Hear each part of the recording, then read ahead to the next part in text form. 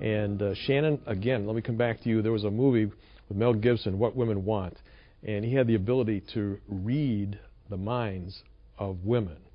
And most women would not want to have somebody hearing their thoughts. Now, they're technically a virgin, but the fact is they're still not up to, there should not be any hint of immorality among you. Talk to that. What are women thinking in their minds? Yeah, so often young women are thinking, what's he doing with her? I'm so much prettier than she is. I'm so much sexier than she is.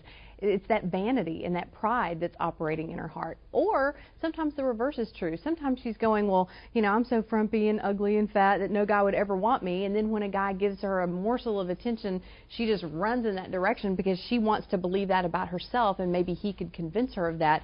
So it's those thoughts of pride or low self-esteem. It just, anytime we look at ourselves through any other lens other than who we are in Christ, we are setting ourselves up to fail as human beings. All right. With the guys, we talk about in terms of the boundaries that they've got to bounce their eyes in terms of looking at women and things that are out of bounds for them. But you're saying that the girls, they need to bounce something else. They need to bounce their thoughts out of their mind that are impure. Talk about that.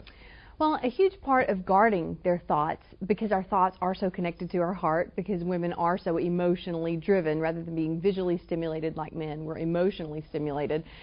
It all comes down to guarding your heart, understanding when is it too far emotionally. Then you don't have to worry about what's too far physically. When you get involved in an unhealthy relationship, and whether it's with a dysfunctional guy who doesn't meet the standard that your parents would have for you or that you have for yourself, when you get involved with a much older guy that is most likely going to expect sexual activity to be a part of the relationship, any types of those forbidden fruit relationships. And these days you have to also mention lesbian relationships, because lots of women are getting involved with other girls thinking this is totally innocent, but yet they realize that this is just as addictive as any other type of relationship. Why do they even experiment?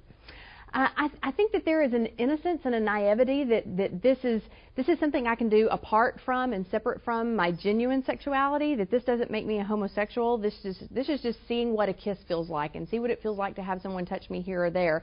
And they don't understand that whatever you eat, you're going to develop an appetite for. And when they allow themselves to partake of that forbidden fruit, they're going to crave that over and over. They find themselves entrenched in addictive lesbian relationships.